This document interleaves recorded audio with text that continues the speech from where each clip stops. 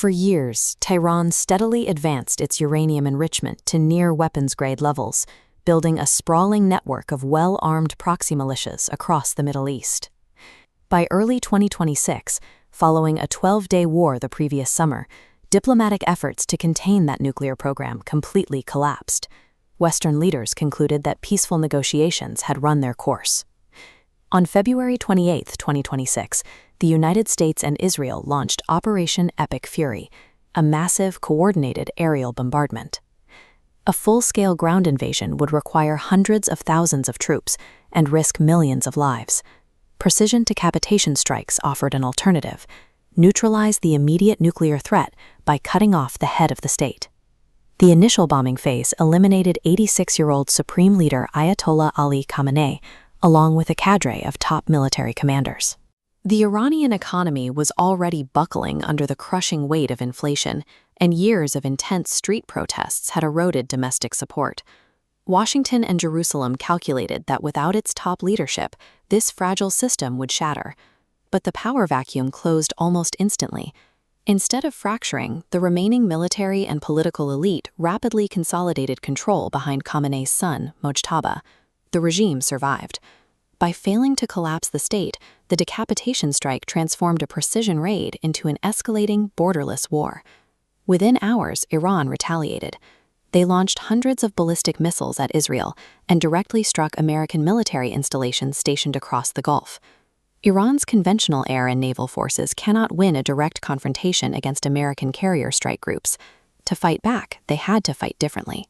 They hold one massive tactical advantage: the Strait of Hormuz, a narrow bottleneck of water separating Iran from Oman. 20 million barrels of oil, 1/5 of the world's daily supply, flows through this 21-mile gap every single day, alongside critical shipments of liquefied natural gas. You don't need a superior navy to control a space this tight. You just need to make passing through it too dangerous for commercial vessels to risk. Tehran did not park a fleet of destroyers across the channel. Instead, the Islamic Revolutionary Guard Corps unleashed swarms of fast attack speedboats, remote-controlled explosive drones, and hidden sea mines, while actively jamming satellite navigation signals. It took a few strikes, projectiles slamming into the tanker Skylight, and a sea drone ripping into the Soningol Namib, to prove the threat was lethal. Violence at sea triggers a financial chain reaction. War risk insurance premiums spiked to unsustainable levels.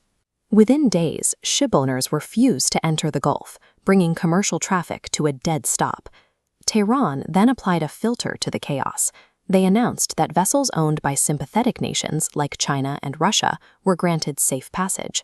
By applying relatively cheap, highly targeted violence, Iran built an invisible toll booth. They weaponized the anxiety of global shipping markets to seal off the region without ever building a traditional physical wall. Brent crude oil surged past $126 a barrel, spiking faster than any other conflict in recent history. Denied standard routes, fleets diverted entirely around Africa's Cape of Good Hope, adding weeks of transit time and burning millions in extra fuel. The shock hit dependent nations instantly. Japan, which imports 95% of its oil from the Middle East, begged to tap emergency reserves. In India, the rupee plunged as the cost to import fuel skyrocketed. The pain quickly reached Western economies. European natural gas prices nearly doubled overnight, and American consumers woke up to $5 gasoline. A military exchange localized in the Persian Gulf instantly reached into the wallets of global consumers, exposing how deeply interconnected and fragile the energy supply chain truly is. Operation Epic Fury achieved its explicit military objectives. The bomber wings decimated the nuclear facilities and eliminated the top tier of the Iranian theocracy. But that tactical military success triggered a massive strategic failure. The United States and Israel possess overwhelming conventional military power, yet all the stealth bombers and missile defense shields in the world cannot force a commercial oil tanker to sail through a mined, drone-infested strait. While the bunkers were destroyed, the resulting crisis proved that any nation holding a 21-mile waterway can effectively paralyze the global economy.